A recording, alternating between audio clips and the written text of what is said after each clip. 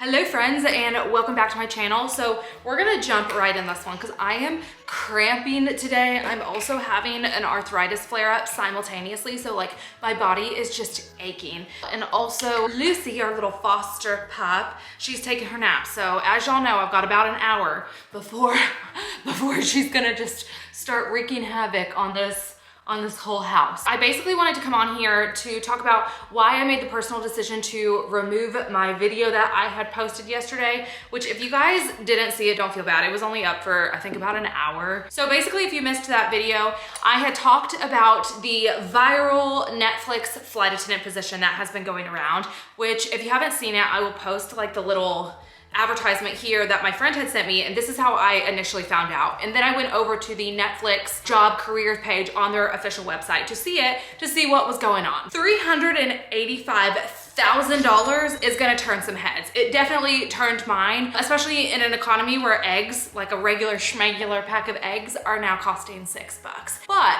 on the flip side, I feel like after the initial allure kind of went away on that, I just realized that for me personally, the math just stopped mathing. And I will explain why. And I'm not saying it's a bad job. I mean, that's a lot of money. That's a lot of money. But it's just like everything else just doesn't make sense. Sorry to jump in here like this, but I gotta flex a little bit. I gotta flex a little bit on one of my favorite brands that you guys know I am obsessed with, which is Factor. Y'all see me bring them time and time again on my flight attendant trips. You even see me eat them at home because they simplify my life. They make it easy with my busy schedule, and they keep me on track with my diet and fitness goals, which is so nice, especially for 2023. I feel like 2023 is gonna be the year I'm really focusing on my health, focusing on getting things moving in the right direction for myself, and Factor helps me do that. They also just make it super easy because I don't have to worry about planning, grocery shopping, cooking, cleaning, or any of that. It's just a fresh meal ready to go that I can pop in the microwave for 2 minutes. That's all it takes is 2 minutes. I can pop it right in there and I have got a magnificent meal. So I'm super excited to try this one out. I've never had it before, but this is the cheesy chicken and broccoli casserole with brown jasmine rice. I'm gonna take a big bite. And this one actually has 40 grams of protein in it. So they are not skimping. Oh, that's good. Oh, that's real good. So if you want to join the Factor family like myself and put your goals and your health and yourself first in 2023, you are in luck because if you head to factor75.com and use code CatNesbitt60, you'll get 60% off your first Factor box. So you do not want to miss out on this. Once again, thank you to Factor for sponsoring today's video. I made a notes tab in here basically just to keep my thoughts a little bit more organized and talk about the things I want to talk about, just because like when I sit here and I chat with y'all, it kind of feels like two friends talking, even though it's like one friend who won't shut up and the other one who just like lets them go on a tangent. So I just didn't want to spin way off the wheels. I kind of want to like actually have like certain points that I touch over about like why my opinion on this completely changed. And it changed rather quickly because I posted the video, and like I said, the video was only up for about an hour. After the initial allure of everything went away, I kind of just got to thinking, and I was like, the job position pays, it says from $60,000 to $385,000. And that is a huge difference.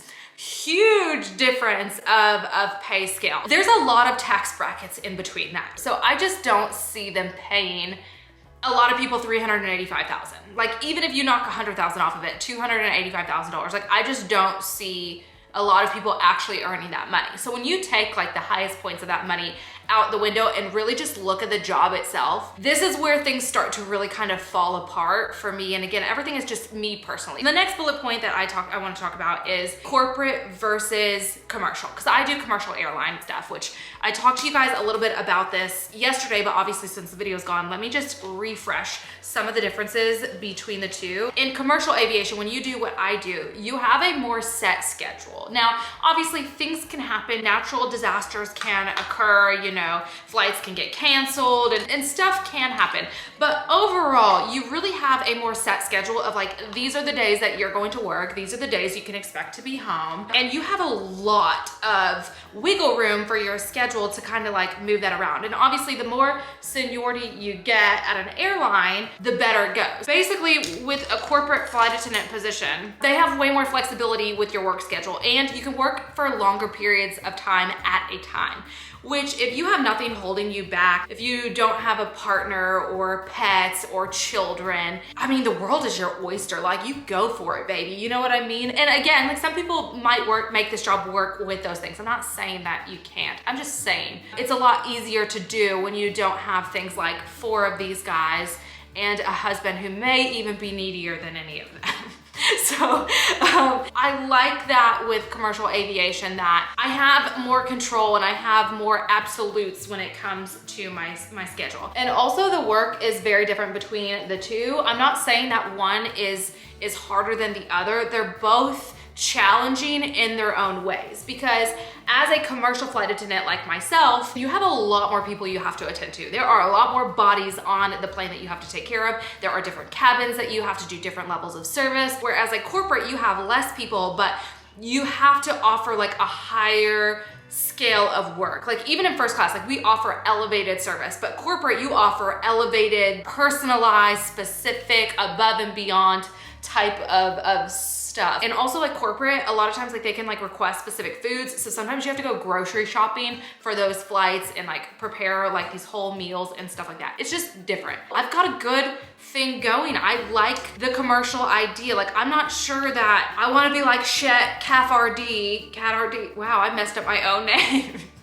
I don't know that I want to be like Chef Cat RD and have to cook like entire delicate meals and all this stuff. I like my factor meals, like I said. I like my 2 minutes in the microwave meals that are absolutely delicious. The other thing is, in this job position at Netflix, the base is located in San Jose, California. And it's kind of vague on whether you can commute or not. And like I spoke on yesterday, we just bought a brand new house. And like, this is not any ordinary house. Like, no ordinary house is gonna bring me to full out tears like 10 times over. No, this is like my dream home. So me moving is not an option. It's just not an option right now. And I know I didn't make that very, very clear yesterday. And then it gets into commuting. Commuting is tough. And anybody who tells you it isn't, they're very, very lucky or delusional. It's hard. It's like a second job. It takes up so much time, so much stress.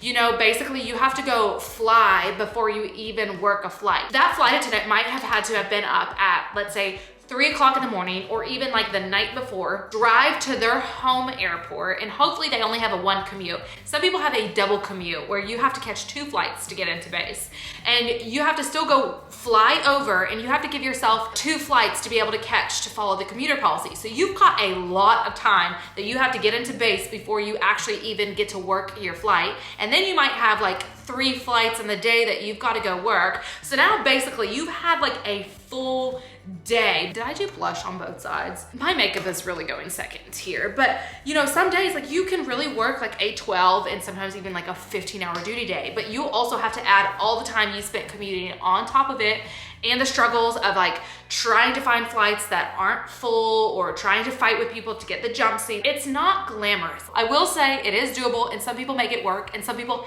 have to make it work. There are circumstances, sometimes children, sometimes other things going on, that you have to make that work, and people do make that work. But it's not like easy, and it's not glamorous, and nobody's gonna tell you that like commuting is just so much fun. If you want to go live in San Jose, or maybe, I don't even know if they'll let you commute, but if they do let you commute, or you're okay with commuting, by all means, you go do that. Like, I'm not trying to knock anybody at all. Like, secure the bag. You go make your coin. I'm just saying reasons for me personally, it just doesn't make sense. Moving on to the next thing, the union. So I don't know, like, if somebody knows, please let me know, but I don't know if corporate flight attendants are unionized. But I know that my company is unionized, and I know people have very strong mixed emotions about how they feel about unions, and that's fine. You are entitled to your opinion, but for me personally, it was a must. It was not an option for me. My airline needed to have a union. That was something that I wanted, because I feel like unions are there to help fight for better working conditions, and you know, it doesn't always get your way. In an ideal world, I would love to be paid full salary, not just for boarding, but also from the time I sign in, an hour to an hour and a half prior to departure. I feel like if I'm there, I should be paid for boarding. And that is 100% a personal, my opinion only kind of thing. But anyways, I don't want to run too far off on that. Another thing with a union is they provide so much job protection. But I know some people will come with the argument that, well, they provide just as much job protection for people who don't deserve to be there as they do. What, blah, blah, blah, blah, blah, which is fine. Again, you are entitled to your opinion, but at the end of the day, it was important to me. The next thing is seniority, which if y'all know anything about an airline, then you know seniority. At an airline, seniority is everything. It dictates sometimes your ability to non-rev depending on your airline, and also it bases it off of what days you get off, what trips you can work. The longer you're with the company, the more vacation time you get. For somebody like me, I've been at my airline for a minute. I'm said like I'm going on my 7th year of flying. I'm about to go into my 7th year of flying in general, but I'm about to go into my 6th year of flying with this airline. And you know, obviously like 6 years isn't a lot in the grand scheme of it, not at my airline, not at all. Other airlines, I might be the senior mama. Also, your pay. I don't know why I missed over the most important part. Your pay is also determined by your seniority. I don't even know if I put foundation on my upper lip. I have no idea what's going on. I'm not like paying any attention, and now I've already kind of powdered, so I know this is just being an absolute mess. Like I probably should have used this mirror from the start because that mirror is so far away. Sorry you guys, my camera overheated, but also I needed to change the battery. When you factor giving in your seniority up, it just, again, another reason that it's like, initially these are just things that you don't think about when you hear $385,000. You just, some of these things just don't pop into your head initially, but then they do. And when they do, you're like, oh, so when you start thinking of everything together, then all of a sudden you're just like, But again, like not to knock it, because I'm sure if you end up working as like a corporate flight attendant for Netflix, if you're smart, the job connections you could make. See, I'm a little delusional because I would be like, oh, I'm gonna go work for Netflix and wait for them to be like, Kat, it's your time, baby girl. We're giving you your own show. We're gonna film you being a flight attendant. It's gonna be outstanding, award-winning. A girl can dream, and you know, if it happens, I might be singing a different song on here. I might be like Mariah Carey all of a sudden. Also, I talked about my vision board, which, speaking of delusion, your girl's into that stuff. I'm into manifestation. I'm not a very religious person, for those of you who do not know, and I know that really irks people. But I do believe in a power outside of myself, and I do believe in universal laws, and I believe in a lot of stuff. But again, this video is not about what I believe. But I only have to like segue into this basically because when I was editing the video and I went to go put in an overlay of the plane that you will work, which is the G550, it is a stunning piece of art. Like, she is a beauty. So when I did that, I was distracted by one picture, and after I clicked that one picture, I leaned over and saw another, and that exact picture was on my vision board. And I said, you know, it may be nothing, it may be something, but I just found it so bizarre because, again, as somebody who doesn't really believe in coincidences, I believe in universal synchronicities. I'm like, ooh, like that's hitting a little bit too close to home for me. Like, now things are like, I don't know. And so here's where I'm like, reel it all the way in. I don't know, I should know better. All right, reel it in, like reel it in. Here's why I genuinely don't care that it was on my vision board, is because I didn't put it on my vision board to go work on that plane. It's not like it was on my vision board to go become a corporate flight attendant. I put that plane on my vision board because I want to be on it as a passenger. And in 2023, here's what we're not gonna do. We're not gonna accept less than what we ask for and less than what we deserve. And it's not to knock anybody who works on the plane. I work on the plane and I am a coach roach. So it's not a knock against them, but I didn't put it on my vision board with the intention to work the flight for other people. I put it on there because I want someday to be on a private jet. I want one day to be able to fly a private jet. I've never been on a private plane. I've never been on a private jet. I can't even pronounce it. But let me get to the most important, because I want this one to be the last one of the most important of why it's not it for me, is because I love my airline. My airline treats me, that was a big old bird. I think that was like an eagle or something. Maybe I'm exaggerating. I think that was like maybe like a hawk or something that just flew over in the window. I absolutely love my airline. I will scream it from the rooftops how much I really, really like working for the company that I work for, because they have just treated me right. They've treated me so well. I've had nothing but like really good managers and people to talk to. I've had like a really good support team there. $385,000 in perspective is not the biggest thing in the world. And again, I will never snark at $385,000. That is a lot of money, but it's not the most important thing out there. And like things that I get from my company and feelings I get from working for a company that I do, like that is, you can't put a price tag on that. That's valuable. That was the reason I'm like, I'm deleting this video, because it shifted my whole opinion. It just put things in perspective that there's more than just, you know, that head turning 385,000. And anybody who doesn't do a little one of the, don't lie, you'll do a little shift, you know what I mean? But again, it just doesn't make sense for me. And I know somebody out there, it's gonna be like the job for them. And I am so happy for you, and I'm so proud of you. And I hope somebody goes out there and just does it. But it's just not it for me. And I just think that there's other things to consider in the grand scheme of things for me. But also, the other things that I mentioned in that video that I want to talk with you guys quickly, which if you already saw the video, you can probably just skip out of this part. I mean, ideally, I would love for you to stick around. Like it helps me out in this algorithm a lot. But if you did watch it, you can go ahead and dip now, because I'm gonna just go over stuff with Lucy and the merch stuff going on. Very, very shortly, I did just want to let you guys know, because I let y'all know on the other video that I am redesigning my merch. I don't know if you guys noticed, and I said probably not, but I did remove my merch store and just like closed it down, because I wasn't happy with the product, the direction it was going. I thought the quality could be better, and there were just things that I wasn't a big fan, and I should be a fan of my own merch. So I just took it down, and I was like, I'm gonna revive her. We're gonna do something different. We're gonna go in a different direction.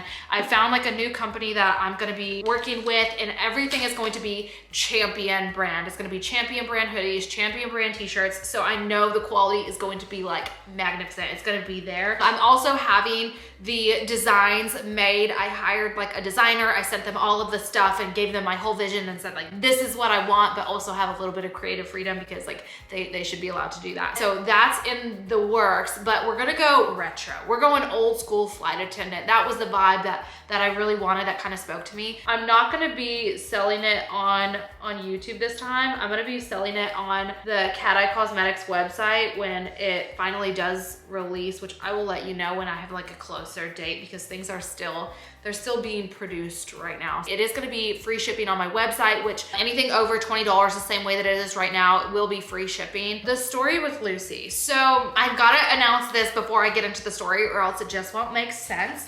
But basically, Chip and I have decided to foster fail with Lucy. So we have just fallen in love with her. We have just welcomed her in. She's gonna become a big part of our chaotic family. Well, after making that decision, we had to do a phone interview with the Love Pit, which is who we're fostering her through. It's who we fostered Gwen through. So it's a little bit different when you're applying as like the foster already versus a brand new candidate. So while I was on the phone interview speaking to one of the girls that works there, she was like, we're so happy that you guys want to have Lucy, and we wanted to give you like an unbiased shot at it, but also we feel like you deserve to know what happened. The people that found Lucy, it was a mother and her son who has autism, and they brought Lucy into DAS, which stands for Dallas Animal Shelter. So they brought her in to see if she had a microchip, and they decided to leave Lucy to be on the hold period, which a hold period usually lasts like 3 days, just to make sure that if anybody lost their dog, they can come there to claim the dog. So they put them on hold so they're not adoptable. Well, in the strangest turn of events, the Love Pit actually tagged Lucy within 24 hours of her being there. So tagging is basically where they put in, like, for them to come pick up the dog, to put the dog into foster care. So it was an agreement between the Love Pit and DAS. The Love Pit had reached out to us to see if we wanted to foster Lucy ahead of time. So we knew they were going to try to tag her, and we had already agreed to foster her. Basically within 24 hours of her being at DAS, we went to go pick her up. So we've had Lucy since she was 5 weeks old. Well, apparently the mother and her son, after the hold period had ended, after the 3 days was up, they went back to DAS to try to adopt Lucy. The mother said that apparently her son had a very special connection to Lucy. My camera is once again overheating and I've got one lash on. All right, I'm gonna let it not heat for a second. Okay, we are back, and I totally realized I forgot to do my eyebrows. I went ahead and just did my lips because it's hard to talk and do them at the same time. Anywho, so allegedly the woman ended up continuously going to DAS to figure out what happened to Lucy, and she ended up finding out that Lucy was tagged by the Love Pit. So she contacted the Love Pit and said that she had wanted to adopt Lucy, which, unbeknownst to Chip and I, we had already decided to foster fail with her, and we didn't know any of this information. So it sucks because, like, now we've had Lucy for a while, and like I kind of just feel like I'm her mom. Like, I've had her since she was a pup, like a baby, and I've like watched her grow, and I've been training her and all this stuff. But also on the other side, like, I feel a tremendous amount of guilt because they basically are the reason that Lucy is still alive today. Like, they're the ones that found her. So it sucks. It's just a lose-lose. Like, it's all losers in the situation. Ooh, it got in my mouth. I really need to learn to shut up when I spray that. But,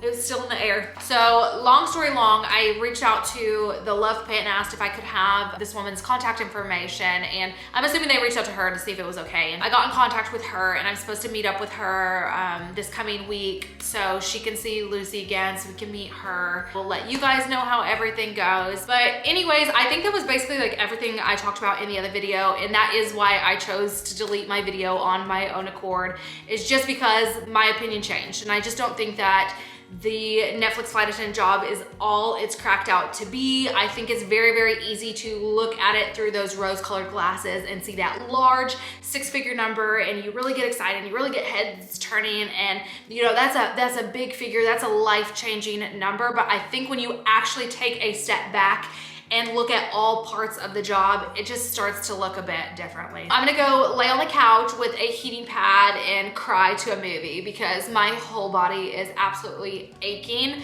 But if you did enjoy this video, please give it a big old thumbs up, press the subscribe button. It helps me a lot, and I will see you guys next time. Bye.